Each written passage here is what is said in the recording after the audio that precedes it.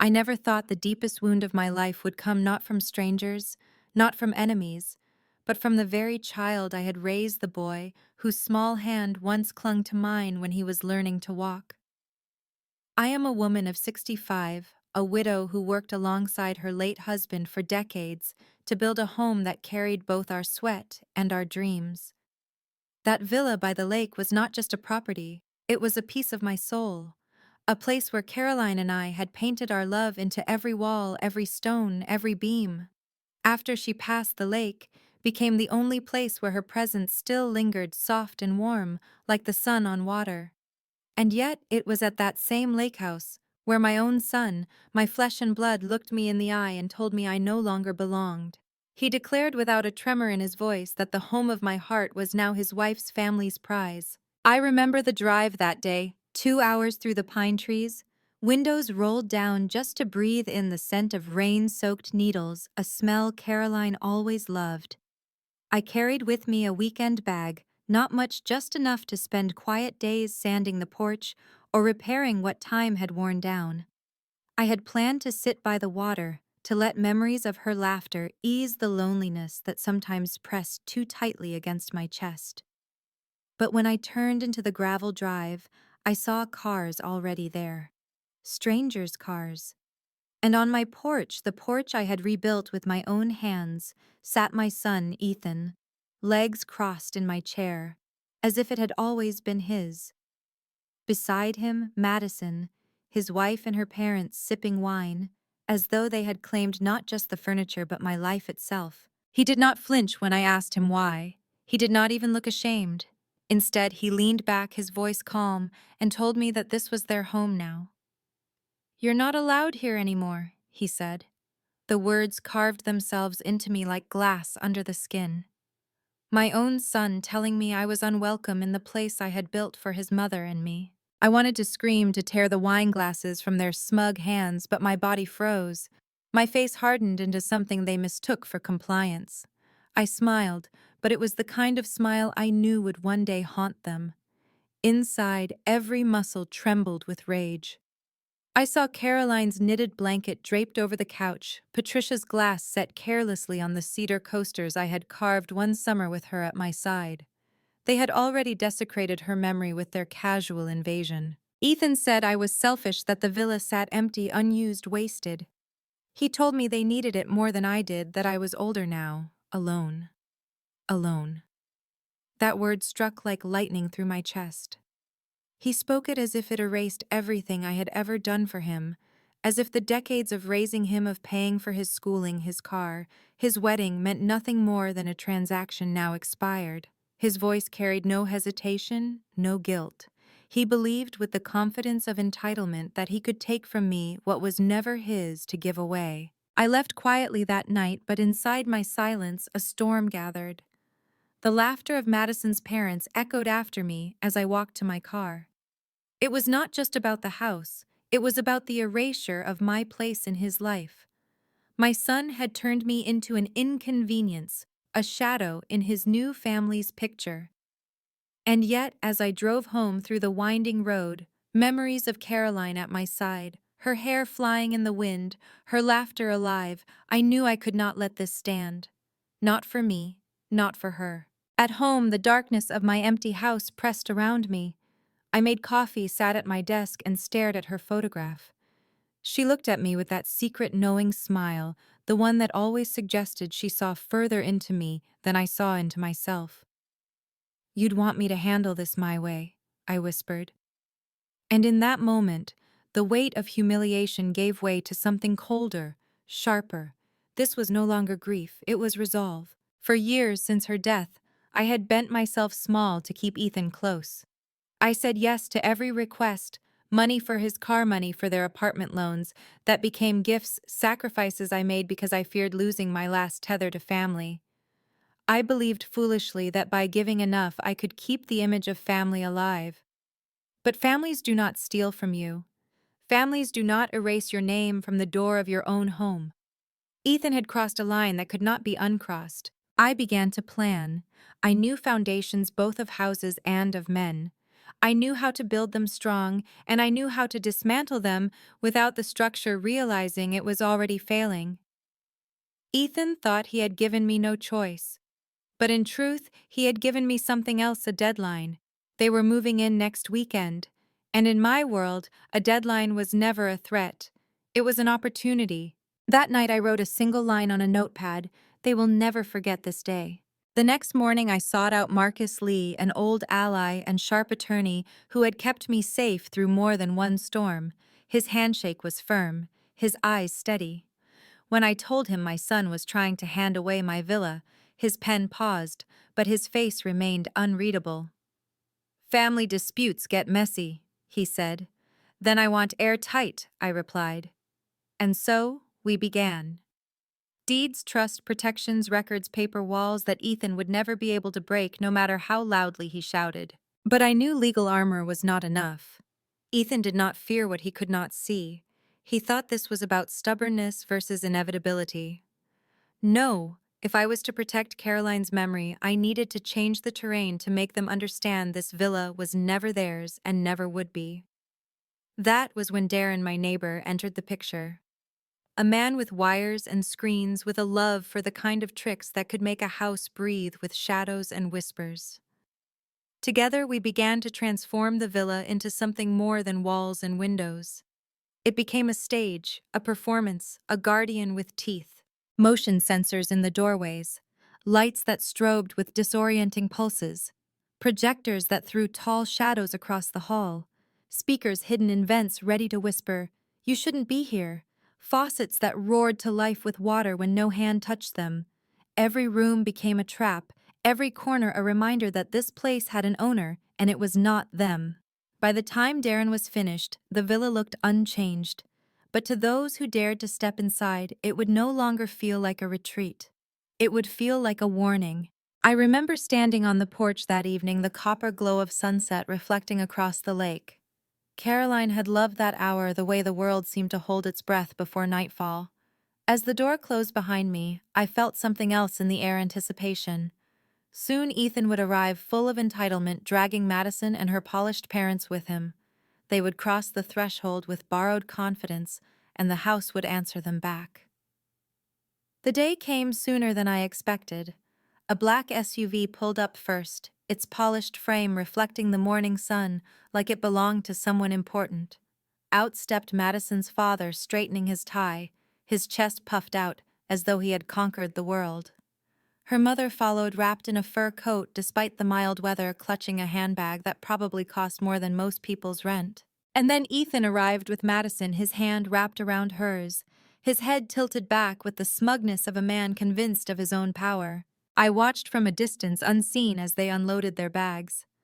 Madison's laugh rang out sharp across the driveway, as if she already owned the place. My heart clenched, not with sorrow, but with fire. Caroline's roses still lined the path to the porch, and I wondered if they even noticed them, or if they were just more obstacles to be trimmed, reshaped, and forgotten. Ethan reached the front door, key in hand. He hesitated only for a moment, glancing over his shoulder at the others, and then slipped the key into the lock. He pushed the door open, expecting silence and stillness. Instead, the foyer lights flickered to life on their own, buzzing faintly, before casting an unnatural glow across the room. Madison's mother muttered something under her breath. Madison rolled her eyes. "It's just old wiring," she said, waving her manicured hand. But I knew the moment her voice touched the air, the sensors had already begun their dance. The door closed behind them with a heavy thud, louder than usual, the kind of sound that carries finality. The house had accepted them as guests, but not welcomed them. Within seconds, the vents hummed, and a low whisper slithered through the halls. "You shouldn't be here." Madison froze. Her father's face paled. Ethan laughed nervously, brushing it off. "It's nothing. Probably an echo." But his voice trembled at the edges, betraying a crack in his certainty. They walked further inside, dragging their suitcases across the polished wood floors. Caroline's cedar coasters sat neatly on the coffee table, untouched since the last time I'd been there. Patricia, Madison's mother, set her bag down directly on them. The sensors in the table triggered, and the overhead lights dimmed suddenly before flaring back to full brightness. Patricia gasped, her hand clutching at her necklace. Mom, relax, Madison said. This place is old, it creaks. But the house creaked in ways they could not explain. A floorboard groaned in the hallway, though no one walked there. A faucet sputtered in the kitchen water, rushing full force before cutting off in silence. Every small sound was a reminder they were intruding. I could picture their unease growing, though I was nowhere in sight. Darren had set the triggers perfectly. The timing of each noise, each flicker, was precise enough to make them doubt reality. A shadow stretched across the wall in the hallway, a tall, lean figure projected by hidden lenses, disappearing the moment Madison turned her head. Ethan, Patricia hissed, I don't like this. Ethan's jaw tightened. He wanted to prove control. He led them into the living room, dropping their bags beside Caroline's old armchair. He didn't even hesitate to sit in it. My throat burned at the sight, though I reminded myself this was part of the plan. As he sank into the chair, the speakers in the vents whispered again, Get out! This time the voice was sharp, almost furious. Madison jumped, eyes wide. Her father muttered something about faulty systems. But Ethan's hands gripped the armrests, his knuckles pale. I had seen that look before when he was a child afraid of storms, but too proud to admit it. Now pride was all he had left. He forced a laugh. We're not leaving. This is our home now. The chandelier above them shuddered, swaying without wind. One of the bulbs burst with a sharp pop, showering tiny shards of glass onto the carpet. Patricia screamed. Madison flinched backward, clutching Ethan's arm. This isn't funny, she hissed. I'm not doing anything, Ethan snapped. But his voice was thinner now, his confidence crumbling. I imagined Caroline standing beside me, her laughter low and warm, not in cruelty, but in vindication. She had always said, if you build something with love, it will remember who it belongs to. The hours passed with small torments, lights flickering on and off, the fireplace roaring to life without wood, cold drafts sweeping through rooms that had no open windows. Madison's parents whispered about curses, their polished arrogance unraveling thread by thread. Madison herself grew pale, her usual sharp tongue silenced. Only Ethan held on, though even he avoided certain hallways, glancing over his shoulder as if expecting someone to be there. By evening, their patience snapped. Patricia demanded they leave. Madison insisted on a hotel. Ethan fought to maintain authority, but the cracks showed. No, he barked, his voice hollow. We're staying. This is ours. The house answered him. The walls groaned like something alive. Every light in the villa flickered in unison, plunging them into darkness for a full 10 seconds before flaring back brighter than before. And in that silence, in that black void, the whisper came again, not from the vents, but from every corner of the house at once. It's not yours. When the lights returned, Patricia was sobbing. Madison was trembling. Even Ethan sat frozen, his hands clenched, his face drained of color. For the first time I saw something in his eyes I had never seen before, doubt. They left that night, dragging their suitcases back to the SUV in silence. No smug laughter, no false bravado, just fear, brittle and raw. Ethan tried to act calm, but when the engine roared to life and the car sped down the gravel road, I knew the house had done its work. From my vantage point across the lake, I watched the taillights vanish into the trees. The villa stood tall and silent behind me, as if nothing had happened. But I knew better. That house had spoken, and its voice was mine. The next morning, the lake was calm, its surface glassy, reflecting the villa as though it were untouched by what had happened the night before. But I knew better. That house had remembered, and it had defended itself with the same ferocity I now carried in my chest. Ethan might have left in fear, but men like him rarely surrender after just one warning. He was stubborn, and his pride was louder than his reason. I knew he would come back. 2 days later, I was proven right. I stood in the kitchen of my own modest home when the phone rang. The voice on the other end was Madison's father. His tone was sharp, almost sneering, though beneath it I caught the quiver of unease. You need to stop whatever game you're playing, he said. That villa belongs to my daughter's family now. We won't tolerate these tricks. I let his words hang in the air for a moment before answering. I'm not playing games. And the villa isn't yours. It was never yours. He scoffed. Ethan told us you'd act like this. Bitter, controlling. But the law is on his side. The law, I almost laughed. You don't even know what's written on those deeds. And before he could reply, I hung up.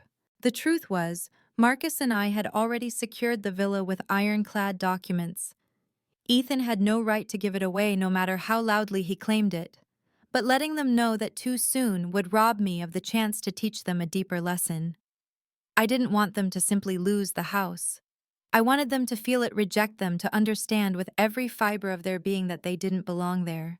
So I waited. Sure enough, by the weekend, Ethan returned with Madison and her parents in tow. This time they brought workers, men with tools, hammers, and ladders.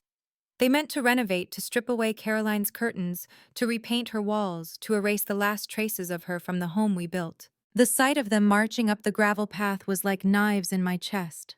But I steadied myself. They had declared war, and the house was ready. The first worker carried a ladder to the side of the villa. As he leaned it against the wall, the motion sensors inside triggered. The upstairs shutters slammed closed with a thunderous crack, startling him so badly he nearly toppled. Another worker plugged in a drill only for the circuit to cut, leaving his tool lifeless in his hands. They exchanged nervous glances, muttering about faulty wiring. Inside, Madison marched through the halls with a designer notebook making grand plans. This wall will go. That carpet will be replaced. And those ridiculous carvings, what were they even thinking? She gestured at the cedar beams Caroline and I had sanded together one summer. My throat tightened, but I swallowed the rage down. I knew the beams had a secret of their own. As her fingers brushed the wood, the speakers in the vents whispered again. She built this. The words were low, guttural, almost feminine.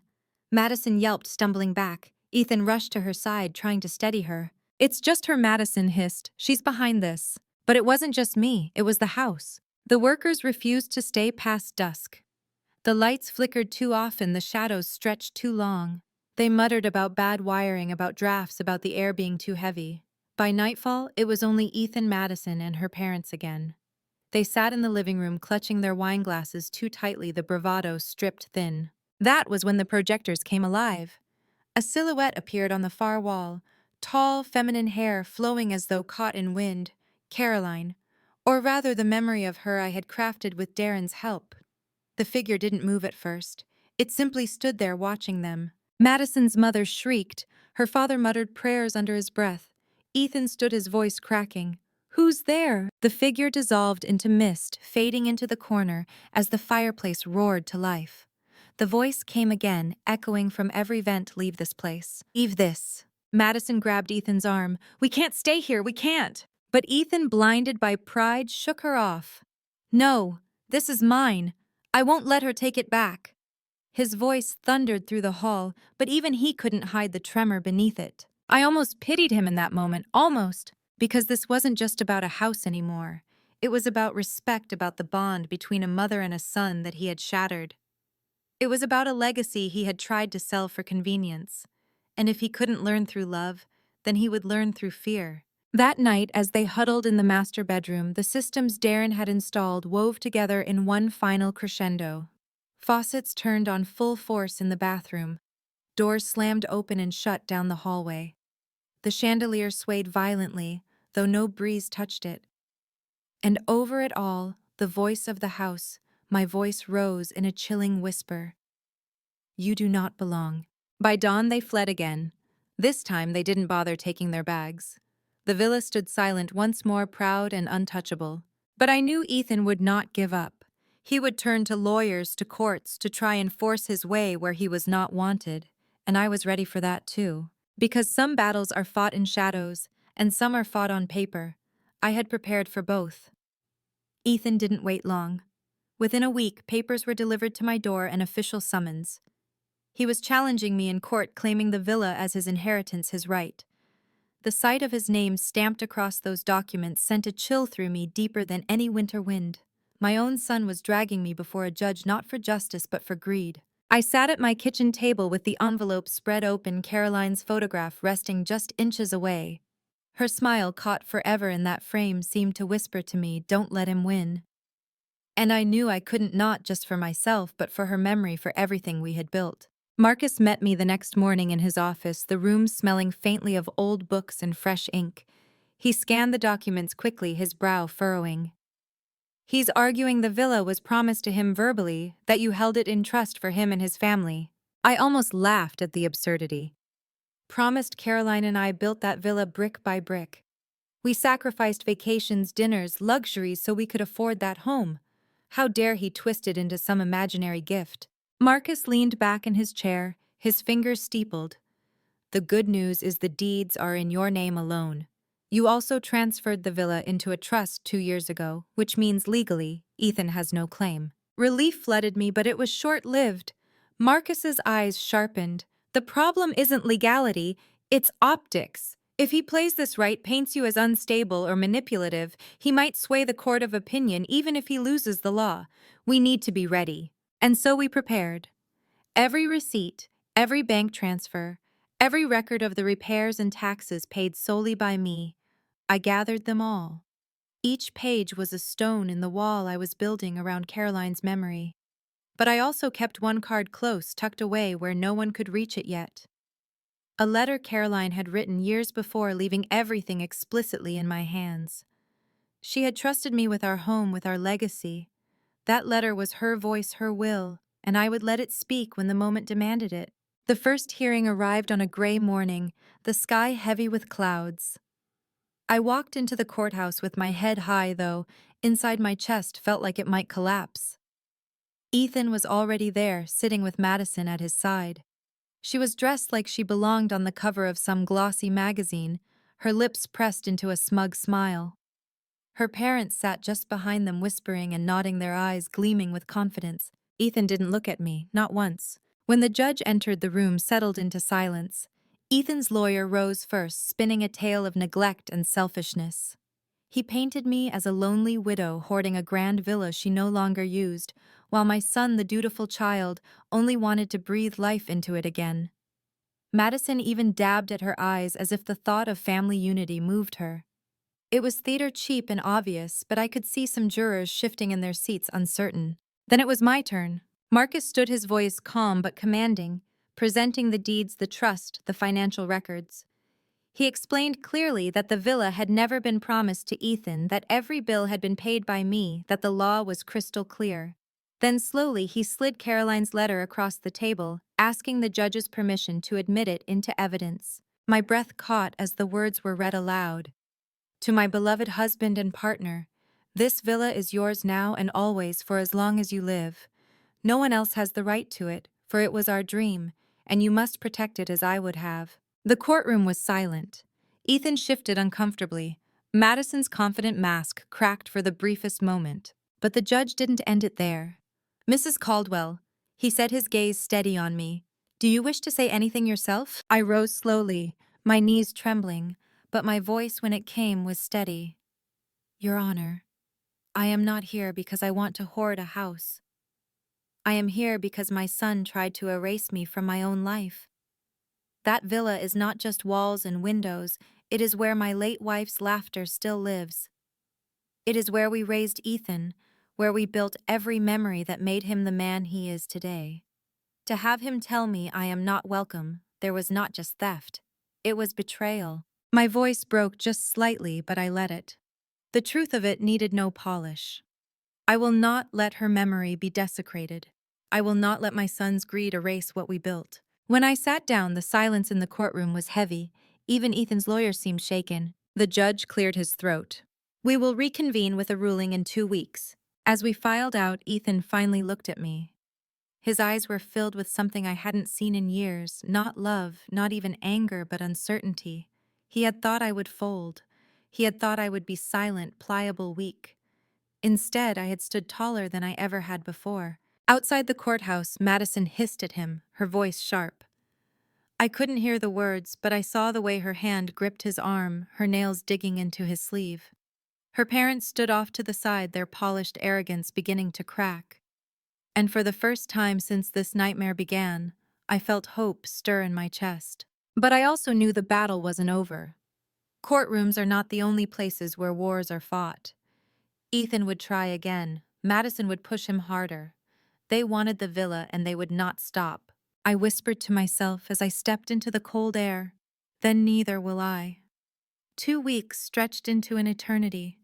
Every night I lay awake in my bed, staring at the ceiling, wondering how the boy I had once carried in my arms could now stand as my enemy in court. I remembered his laughter as a child, the way he used to run barefoot across the villa porch, Caroline chasing after him with a towel when he fell into the lake. Those memories had once been my greatest comfort. Now they mocked me, twisted reminders that love could sour into betrayal. When the day finally came, I walked into the courthouse with my heart pounding. Marcus walked beside me, his calm presence like an anchor. He carried the weight of evidence, the trust documents, Caroline's letter. I carried the weight of a mother's grief, sharpened now into resolve. Ethan and Madison were already seated. She looked immaculate, her hair glossy, her expression smug, as though victory were already written. Ethan's jaw was set, his fists clenched on the table. He didn't look at me, not once. Perhaps he couldn't. The judge entered and the room fell silent. Papers shuffled, voices hushed, and then the ruling began. The villa, the judge said, belonged unequivocally to me. The deeds were clear, the trust airtight, Caroline's letter undeniable. Ethan's claims were dismissed as unfounded. His lawyer's arguments crumbled like sand. With each word, the weight on my chest eased, though my heart still trembled. But then the judge continued. Furthermore, he said, his voice steady, given the evidence of attempted fraudulent transfer, the court refers this matter for investigation. Madison's face blanched. Her parents shifted uncomfortably. Ethan's fists unclenched, then clenched again. For a moment, silence hung in the air like a blade. The gavel struck. The ruling was final. I should have felt triumph. Instead, what I felt was sorrow so deep it hollowed me out. I had won the villa, yes. I had protected Caroline's memory, yes. But I had lost my son. Outside the courthouse, reporters clustered, their cameras flashing. Voices shouted questions. Mrs. Caldwell. How do you feel? Ethan, do you regret your actions? Madison, was this your plan? I pushed past them, Marcus shielding me. But in the chaos, I heard Ethan's voice. You'll regret this, Mom, he spat. His words were sharp, but his eyes were wild, panicked. Madison tugged at his arm, whispering furiously, dragging him away. I stood there on the courthouse steps, the cold wind biting my cheeks, and I realized the truth. He wasn't just angry at losing the villa, he was terrified of losing control. That night I returned to the villa. I walked through each room slowly, my hand brushing the walls, the furniture, the beams Caroline and I had built together. The house was silent now, at peace. The systems Darren had installed lay dormant, waiting. But for me, the villa no longer felt haunted. It felt alive again, like it had been holding its breath and could finally exhale. I sat on the porch with a blanket wrapped around my shoulders, watching the moonlight shimmer across the lake. I thought about Ethan, about the little boy he had been, about the man he had become. And I asked myself the question I had been avoiding: could I forgive him? The answer came slowly, painfully. Not now. Perhaps not ever. Forgiveness is not a gift you give to someone who has never asked for it. Forgiveness must be earned, and Ethan hadn't even begun. Still, as the night deepened and the stars blinked awake, I whispered into the darkness. I hope one day you understand what you've done. I hope one day you remember who you were before greed turned you into this. In the weeks that followed, Ethan grew quieter. Madison and her parents disappeared from the spotlight, whispers of investigations swirling around them. The community that had once admired Ethan for his charm now looked at him with suspicion. He avoided me, avoided the villa, avoided the truth. But I didn't avoid it. I faced it every day. I tended Caroline's roses, repainted the shutters, sat on the porch with a cup of coffee as the sun rose over the lake. The villa was mine again, not because a court had said so, but because I had fought for it, protected it, refused to let betrayal erase love. And slowly I began to feel something I hadn't felt in years: peace. But peace is fragile. And deep in my bones, I knew Ethan wasn't finished.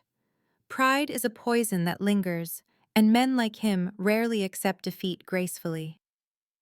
Peace lasted only a handful of weeks before the next storm rolled in. One evening, as I sat on the porch with a blanket draped across my lap, and the sound of crickets singing through the night headlights appeared at the end of the gravel road, A car crept slowly toward the villa, its tires crunching the stones. My heart quickened. Few people visited unannounced, and something in the way those lights cut through the trees felt wrong. The car stopped just short of the porch. The door slammed. Ethan's figure emerged, tall, restless, shoulders tight. He didn't come alone. Madison trailed after him, her arms crossed, her face pale under the moonlight. Even from where I sat, I could see the fury carved into his expression. He stopped at the bottom of the steps, glaring up at me. "You think this is over?" His voice cracked the night like thunder. I held his gaze steady and unflinching. "The court has spoken, Ethan. The villa isn't yours." Madison's voice cut in sharp and brittle. "You humiliated him. You made us look like fools." "You did that yourselves," I said softly. Ethan clenched his fists. He looked at the porch, the house, the windows glowing faintly with the warmth of my lamps inside. His voice broke not with sorrow but with rage. "You're old. You don't need this place. We do. You should just let it go." For a moment, the child he had once been flickered across his face, the boy who used to climb these steps barefoot, asking for his mother's hand. But that boy was gone, replaced by a man corroded by pride and entitlement. I stood slowly, wrapping the blanket around my shoulders. "I gave you everything I could, Ethan. I gave you my love, my time, my sacrifices. But this house was never yours to take. It was mine and your mother's. It still is." His jaw tightened. He stepped forward, but Madison tugged at his arm. "Not like this," she hissed. For once there was fear in her voice. I let the silence stretch, broken only by the hum of insects and the gentle lap of water against the shore. Then deliberately I whispered the words Caroline once told me, words I knew would cut through him. "If you build something with love, it will never belong to anyone else." His face twisted, a storm of anger and confusion. He spun on his heels, storming back to the car. Madison followed, her eyes darting nervously toward the villa as though the walls themselves might speak again. Within moments the car roared to life, its headlights sweeping across the porch before vanishing down the road. I sank back into my chair, my hands trembling. The night was quiet again, but inside I knew this wasn't the end. Days passed, then weeks. Ethan didn't return, but whispers reached me through neighbors and old friends. He was unraveling. The investigation into Madison's family dug deeper. Their finances questioned, their influence waning. Ethan had lost more than just the villa he had lost. The respect of the community, the steadiness of his marriage, the illusion of control. I should have felt vindicated. Instead, I felt hollow. Victory over your own child never tastes sweet. It tastes like ash. One afternoon, I wandered through the villa's halls, my fingers brushing the cedar beams, the photographs on the walls. Caroline's smile radiated from every frame, reminding me why I had fought so hard. But when I stopped at Ethan's childhood room, my chest ached. The posters he once taped to the walls were still there, faded and curling. The small desk where he used to do his homework sat against the window. I sank onto the bed and whispered into the empty room. "Where did I lose you?" Tears came then, unbidden, hot and heavy.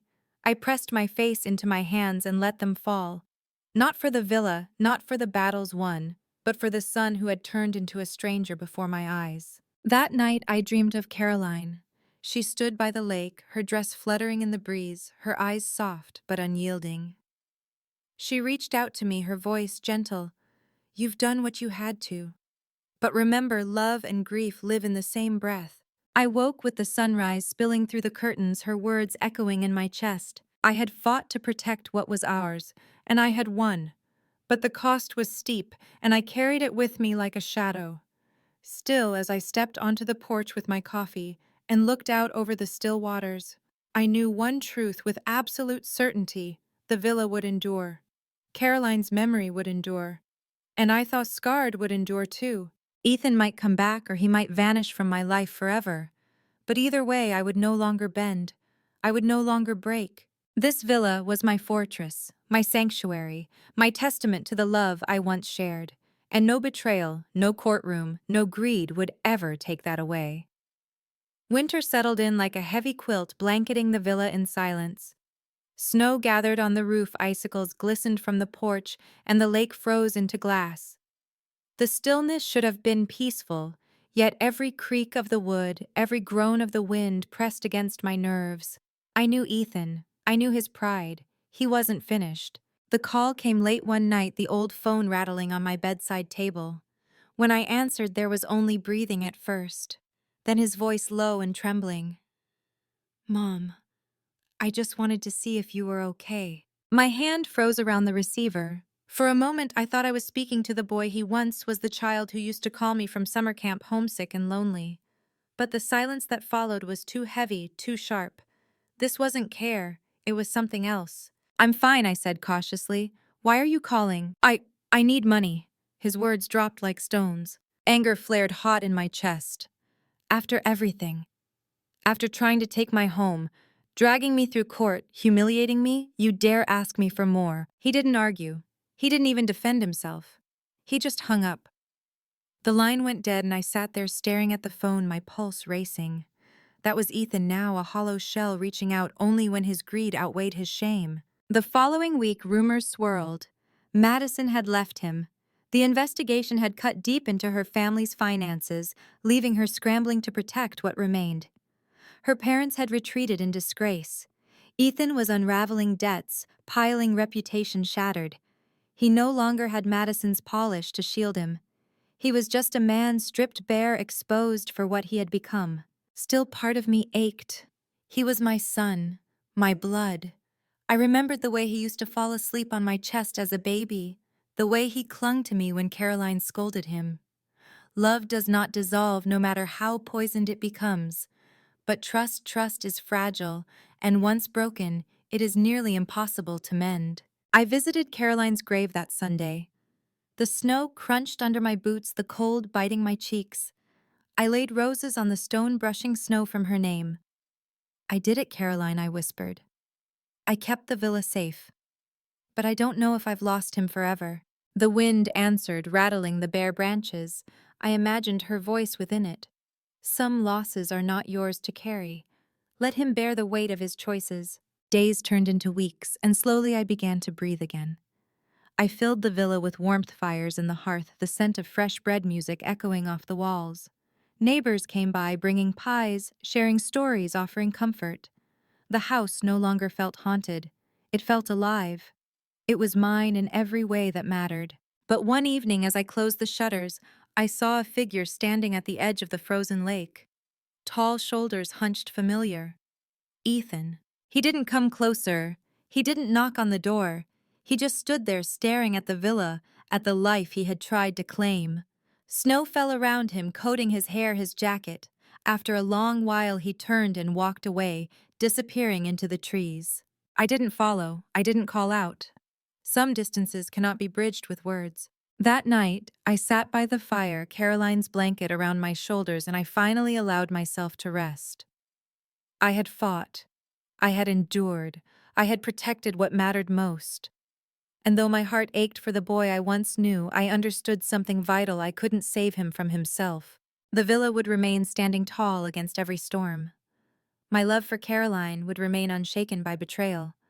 And I, though marked by sorrow, would remain too, stronger, wiser, unbreakable. If my story touched you, if it reminded you of your own battles and your own resilience, please like, share, and subscribe. Leave me a comment. I want to hear how you've turned your pain into strength, how you've defended what mattered most. We are never as alone as we think.